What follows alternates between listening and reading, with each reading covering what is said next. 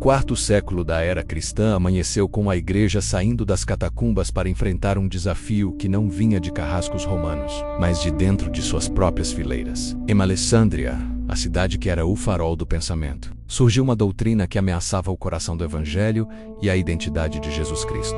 Um presbítero chamado Ário começou a ensinar que Jesus não era Deus em sua essência, mas a primeira e mais nobre das criaturas. Para Ário, houve um tempo em que Jesus não existia. Essa ideia, embora parecesse uma discussão técnica, era um ataque direto à salvação, pois se Jesus não fosse verdadeiramente Deus, seu sacrifício na cruz não teria o poder de redimir a humanidade. Foi neste cenário de crise teológica profunda que surgiu a figura de Atanásio, o jovem diácono, que se tornaria o maior defensor da glória de Jesus na história da igreja. Atanásio cresceu sob a sombra espiritual e intelectual dos gigantes que o precederam em Alexandria. Ele aprendeu desde cedo que a nossa fé não se sustenta em filosofias humanas, mas na realidade inabalável de que Jesus Cristo é Deus feito homem. Quando a heresia de Ário começou a se espalhar como um incêndio pelo Mediterrâneo, Atanásio estava ao lado de seu mentor, o bispo Alexandre, preparando-se para a maior batalha doutrinária que o mundo já vira. Para Atanásio, negar que Jesus é consubstancial ao Pai era negar a própria vitória de Deus sobre a morte. Ele compreendia que a igreja só existia porque Jesus é o Logos eterno, o Criador que se tornou criatura para nos salvar. Atanásio não via aquela disputa como um debate acadêmico, mas como uma luta pela alma do cristianismo, onde o que estava em jogo era a honra do nome de Jesus. A tensão em Alexandria torna-se insustentável, forçando o imperador Constantino a convocar o primeiro grande concílio da igreja em Niceia, no ano de 325. Atanásio, embora ainda jovem e apenas um diácono, foi a mente brilhante que articulou a defesa da ortodoxia perante centenas de bispos vindos de todos os cantos do império. No centro do debate estava uma única palavra grega, homoousios, que significa da mesma substância. Atanásio lutou para que este termo fosse incluído no credo, garantindo que a igreja jamais esquecesse que Jesus é Deus de Deus, luz da luz, Deus verdadeiro de Deus verdadeiro. Ele foi a voz que proclamou com autoridade que o Jesus que caminhou na Galileia é o mesmo Deus que sustentava as estrelas no firmamento. Através de Atanásio, o concílio de Niceia tornou-se o baluarte eterno da divindade de Jesus Cristo. A vitória em Niceia, porém, foi apenas o início de uma saga de resistência que duraria décadas. Atanásio sabia que as ideias de Ário continuariam a seduzir imperadores e generais, mas ele estava disposto a enfrentar o mundo inteiro sozinho, se fosse necessário, para proteger a verdade sobre Jesus. Ele tornou-se o símbolo da fidelidade absoluta, o homem que não se curvava a pressões políticas nem a ameaças de exílio. Para Atanásio, a glória de Jesus não era negociável. Ele entendia que a humanidade caída precisava de um Salvador divino, e que somente o Deus encarnado em Jesus poderia restaurar a imagem divina em nós. Sua vida transforma-se em uma liturgia de combate, onde cada palavra escrita e cada sermão pregado era uma flecha de luz disparada contra as trevas da heresia, sempre exaltando a supremacia e a eternidade de Jesus. Ao assumir o episcopado de Alexandria após a morte de Alexandre, Atanásio tornou-se o alvo principal de todos os inimigos da Trindade. Ele foi caluniado, perseguido e exilado 5 vezes, mas nunca permitiu que o medo silenciasse sua confissão de fé em Jesus. Ele era Atanásio contra o mundo, um gigante que via além das sombras do seu tempo e compreendia que a igreja do futuro dependeria de sua firmeza hoje. Ele passava noites em oração, buscando em Jesus a força para suportar a solidão do exílio e a amargura da traição. Sua confiança estava depositada no fato de que o nome de Jesus é acima de todo o nome e que a verdade do Evangelho permaneceria firme, mesmo que os imperadores passassem. Atanásio de Alexandria foi, em todos os sentidos, o sentinela de Jesus Cristo, aquele que guardou a porta da fé com o aço de sua convicção e o fogo de seu amor pelo Logos.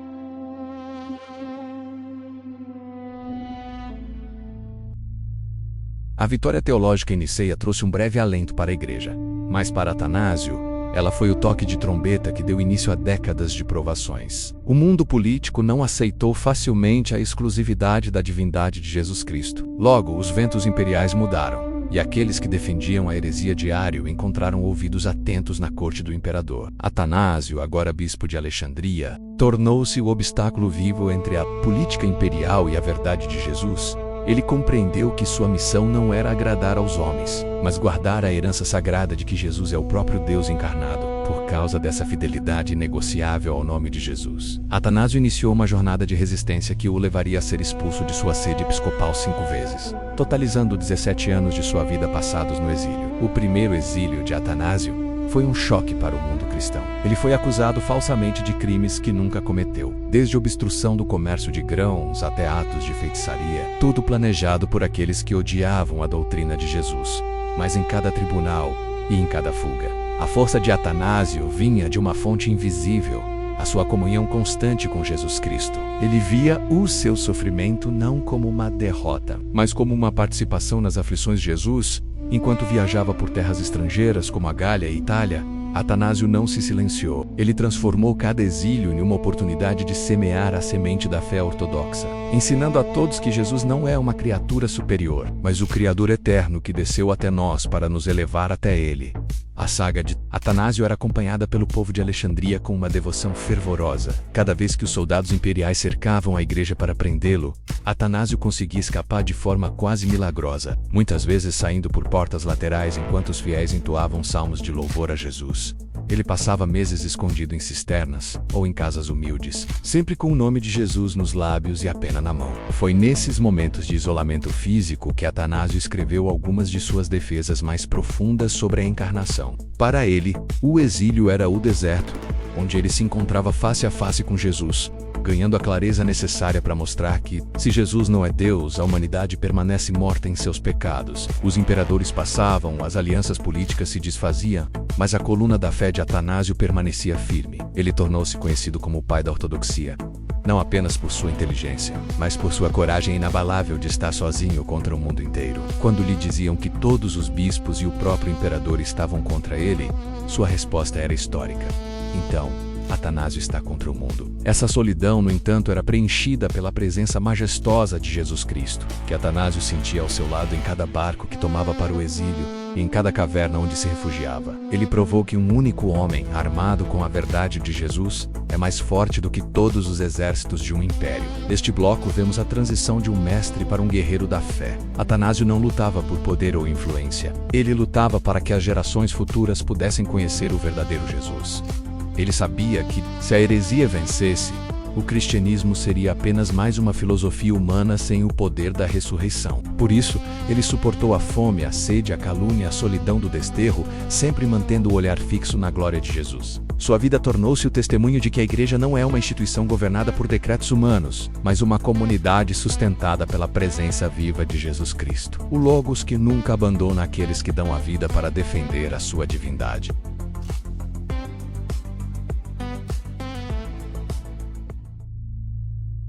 Quando as perseguições imperiais em Alexandria tornaram-se demasiado perigosas, Atanásio encontrou um refúgio que o mundo romano jamais esperaria: as profundezas do deserto egípcio. Foi neste cenário de silêncio e privação que Atanásio viveu um dos capítulos mais místicos de sua vida, ao lado dos atletas de Cristo, os monges do deserto. Entre eles, destacava-se a figura monumental de Santo Antão, o Grande, o pai do monaquismo. Atanásio e Antão tornaram-se companheiros de alma, unidos pelo amor incondicional a Jesus Cristo. Enquanto o mundo lá fora debatia a divindade de Jesus em palácios luxuosos, Atanásio vivia essa divindade na simplicidade radical das cavernas e dos mosteiros de pedra. Antão via em Atanásio o guardião da verdade, e Atanásio via em Antão a prova viva de que o nome de Jesus tem poder para vencer todas as tentações e solidões. No deserto, Atanásio não estava apenas escondido, ele estava se forjado no fogo da oração e da contemplação de Jesus, que haviam abandonado tudo para seguir a Jesus.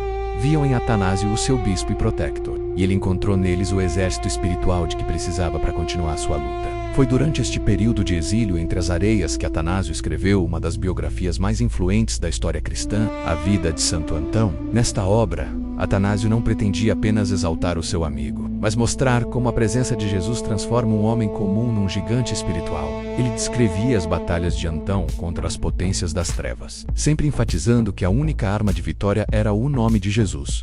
Para Atanásio, o deserto era o santuário, onde a glória de Jesus brilhava sem as interferências das intrigas políticas. Esta amizade sagrada foi fundamental para a sobrevivência da fé ortodoxa. Santo Antão, mesmo na sua velhice extrema, descia do seu retiro no deserto para ir a Alexandria apoiar Atanásio, testemunhando perante o povo que a doutrina de Jesus pregada pelo bispo era a única verdade eterna. A presença de Antão ao lado de Atanásio era um selo de aprovação divina que os imperadores não podiam ignorar. Atanásio aprendeu no deserto que a defesa da divindade de Jesus não era apenas uma questão de palavras certas num credo, mas de uma vida entregue totalmente ao Logos.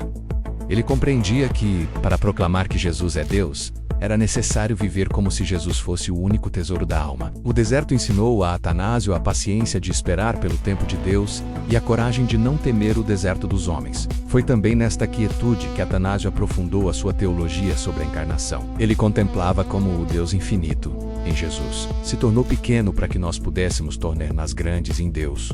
Para Atanásio, o deserto era o laboratório da alma, onde ele via a restauração da imagem de Deus no homem através de Jesus Cristo. Ele escrevia que Deus se fez homem para que o homem se pudesse tornar Deus, uma das suas frases mais famosas que resume o propósito final da vida de Jesus.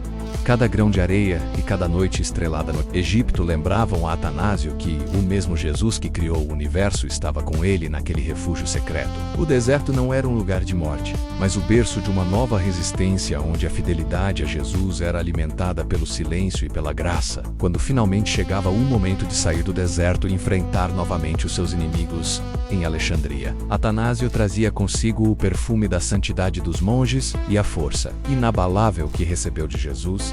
Ele já não era apenas o diácono brilhante de Niceia. Ele era agora o bispo endurecido pelas privações e iluminado pela comunhão mística. O deserto tornou Atanásio invencível, pois ele descobriu que mesmo quando o mundo inteiro o abandonava, Jesus permanece. Esta fase de refúgio foi o combustível que permitiu a Atanásio suportar os anos de luta que ainda estavam por vir. Ele saiu das areias do Egito como uma coluna de fogo, pronto para declarar diante de reis e tiranos que Jesus Cristo é o Senhor de todas as coisas, o Deus verdadeiro que habita no coração dos humildes e no silêncio dos santos.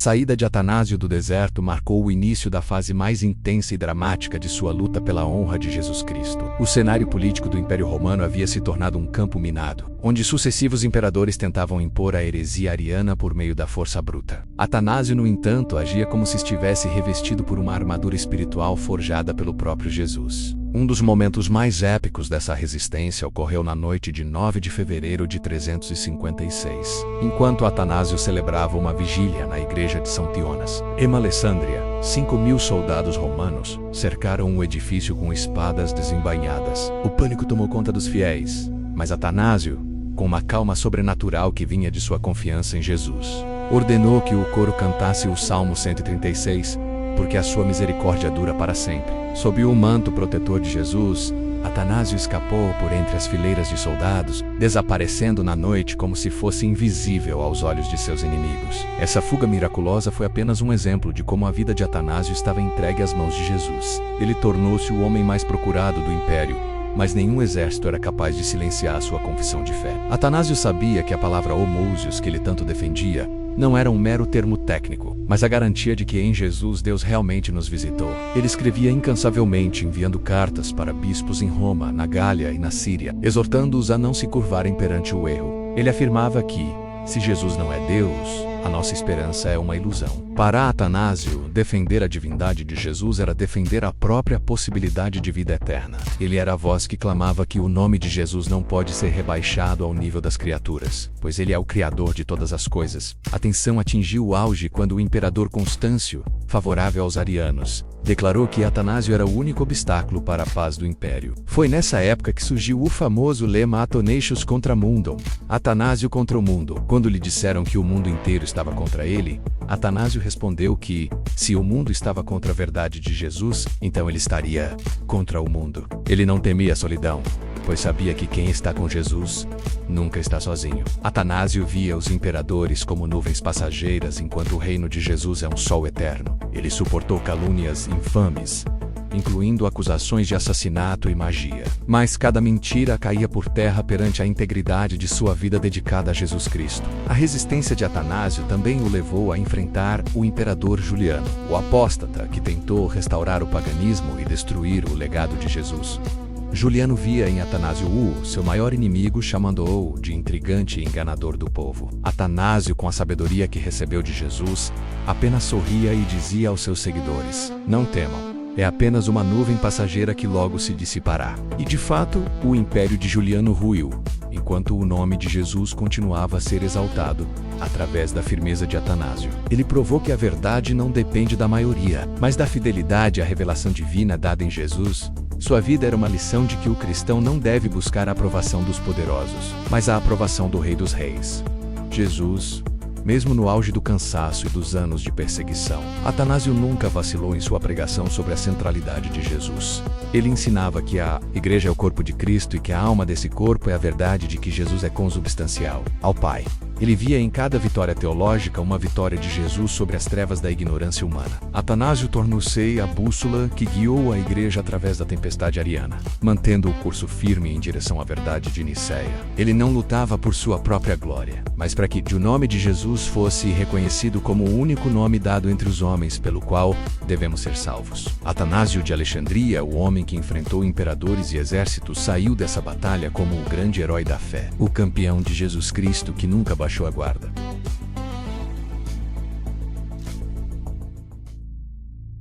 Após décadas de batalhas que pareciam intermináveis,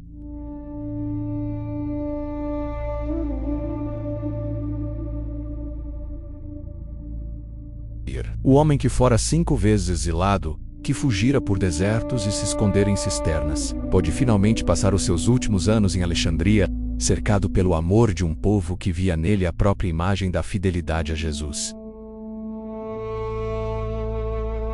Ele era a coluna da igreja.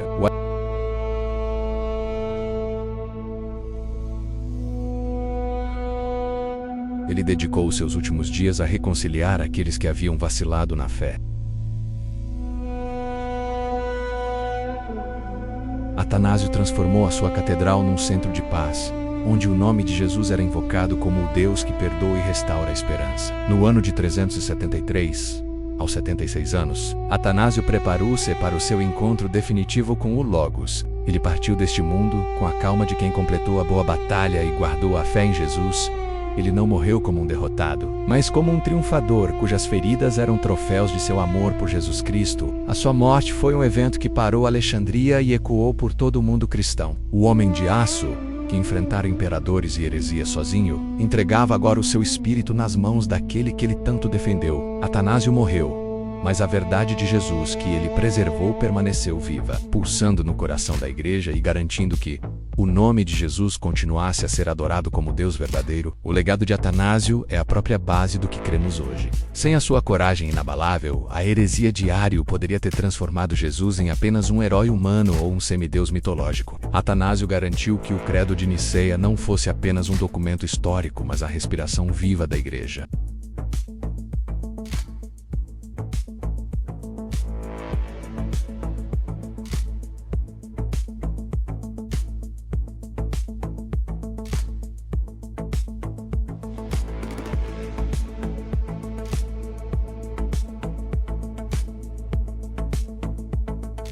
Atanásio foi o mestre que nos mostrou que ser cristão é confessar que Jesus Cristo é o Senhor de tudo e de todos. Ao encerrarmos esta terceira temporada dedicada aos pais alexandrinos, a figura de Atanásio surge como o ápice de uma jornada que começou no farol de Alexandria e passou pela sabedoria de Clemente e pelo gênio de Orígenes. Atanásio sintetizou tudo isso na defesa da pessoa de Jesus. Ele provou que a inteligência, a filosofia e a cultura só encontram o seu propósito final quando se ajoelham perante a manjedoura e a cruz de Jesus.